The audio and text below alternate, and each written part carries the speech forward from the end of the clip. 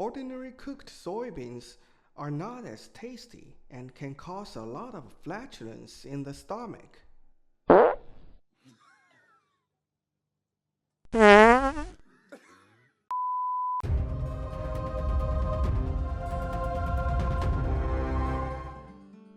Hello everyone, welcome to Historically Accurate. In ancient times, due to limited production level, it was always a challenge for human beings to feed themselves. People around the world have gradually developed their own dietary cultures based on their environmental resources. There is an old saying in China, food is the first necessity of the people. Chinese who value food so much, of course, have developed their own dietary culture. Let's talk about it. The first food, tofu. The character dou refers to the raw materials of tofu: soybeans, white beans, mung beans, and peas, etc. The character fu in ancient times meant to be crushed into a powdery paste by water mill, so you can probably guess its origin from its name. The first step to make tofu is to wash the beans, soak them for a while, add water, and grind them up. Then put the mixture into a special cloth bag, tighten the mouth of the bag, and squeeze the soy milk out of the bag. Next, boil the soy milk to 90 to 110 degrees Celsius. The final step is to use coagulant. There are mainly two types of coagulants to use. In northern China, brine or acidic coagulant is usually used, while in the south, gypsum is more commonly used. Whether you use brine, acidic coagulant, or gypsum, as long as you put it in the boiled soy milk, the tofu curds will quickly separate from the soy whey. Tofu curds made with brine or acidic coagulant have a lower water content, taste harder, and have a richer taste. Tofu curds made with gypsum have a higher water content and a delicate texture. After the tofu curds separate from the soy whey, we need to move them to a cloth-covered container and wrap the tofu curds with the cloth. Then we put a wood board on the top and squeeze out the water. And finally, we get the final product of tofu. The key to making tofu is using coagulant. But how was such a strange method discovered? The most popular theory is this. In the Han Dynasty, there was a prince named Liu An who was keen on alchemy. The late Qin and early Han emperors and royals favored amateur activities.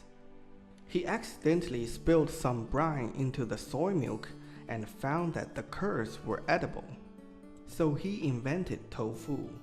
Tofu is extraordinary for the Chinese.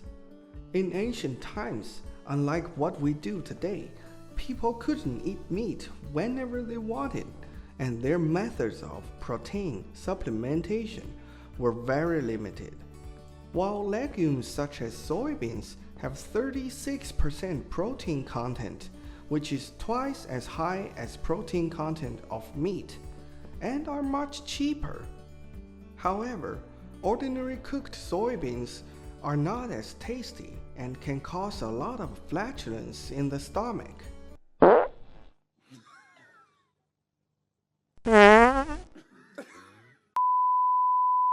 When soybeans are converted into tofu, the nutrients will be absorbed by the human body more easily. Some unfavorable contents in soybeans, such as trypsin inhibitors and phytic acid, are all eliminated during the tofu making process.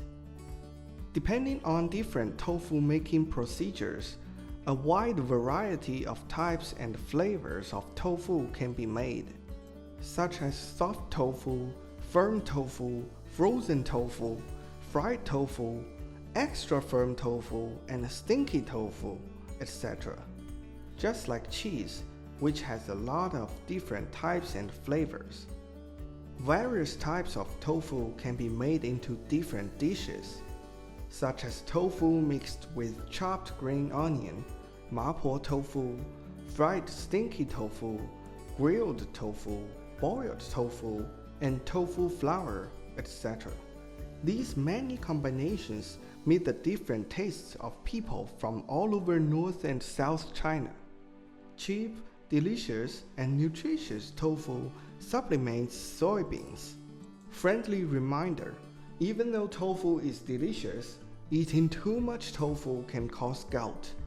That looks like gout. Next, let's look at the following 4 foods: corn, potatoes, sweet potatoes, and peppers. They share common characteristics that they are all crops originating in the Americas, and they were all introduced to China during the Age of Sail. They haven't been in China for a long time, but they have profoundly affected China's food culture and even history. Corn, potatoes, and sweet potatoes are widely distributed and easy to plant. They all have a high starch content, especially potatoes and sweet potatoes. They are drought-tolerant crops as well.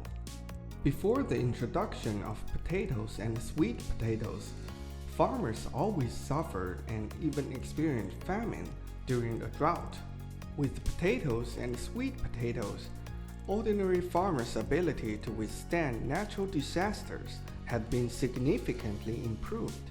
Since these 3 crops were introduced to China in the late Ming Dynasty, China's population has grown rapidly. Before the Ming Dynasty, the peak population was generally between 50 million and 100 million. However, from the end of the Ming Dynasty to the heyday of Qing Dynasty, the population exploded from about 100 million to 400 million. It can be said that these 3 crops have contributed greatly to the soaring population. After corn, potatoes, and sweet potatoes were introduced to different parts of China, various cooking techniques have been continuously developed. For example, corn can be steamed or boiled without threshing, or can be stir-fried after threshing. Corn can also be ground into corn flour, which can be made into different types of corn pancakes and corn bread, etc. Potato can be cut into shreds to make stir-fried shredded potato, hot and sour shredded potato, and Chinese shredded potato salad, etc. Potatoes can also be cut into pieces to make soup and stewed meat. Sweet potatoes can be made into sweet potato puree, sweet potato pastry, sweet potato congee, fried sweet potato, and candied sweet potato, and so on. These 3 crops gave China's poor at that time more means to deal with hunger. Chili pepper, another crop from the Americas, also profoundly changed the taste of Chinese people. Before chili pepper was introduced to China, the Chinese mainly used ginger, Sichuan pepper, dogwood, and black pepper to make spicy spices. After chili pepper was introduced to China, people living in the eastern coastal areas were the first group of people exposed to it. However, they were not really interested in this new crop. When chili pepper was introduced to other provinces such as Hunan, Guizhou, and Sichuan, locals loved it because chili pepper was easy to grow, cheap, and rich in vitamins. They also loved the spicy taste of chili pepper. For example, Sichuan, a province where locals love spicy food. Before chili pepper was introduced to Sichuan, locals usually made spicy spices from garlic, ginger, and Sichuan pepper. Since the arrival of the chili pepper, it feels like the last gap in the puzzle has been spelled out. From then on, the numbing and spicy Sichuan cuisine flavor has been created. There are other three provinces which consume a lot of chili pepper: Guizhou, Hunan, and Yunnan. People living in Guizhou love using fermented chili pepper for seasoning, while people living in Hunan prefer chopped chili pepper for seasoning. People living in Yunnan adopt the ways of consuming chili pepper of all the other three spicy provinces, but their tolerated spicy level seems to be lower than the other three provinces. Eating spicy food is addictive. Although I can't make authentic Sichuan cuisine, when I want to eat spicy food, I still heat the oil, then stir-fry minced garlic, ginger, Sichuan pepper, and chili pepper. Add the vegetable and meat that I want, and sprinkle some salt just before the dish is ready. The dish tastes like Sichuan cuisine a lot. In the past, there was also a saying that those who love spicy food are hot-tempered. In the eyes of people who love spicy food, eating spicy food is a symbol of courage, endurance, and exploration. In fact, this is just a matter of taste. Eating spicy food can be completely trained.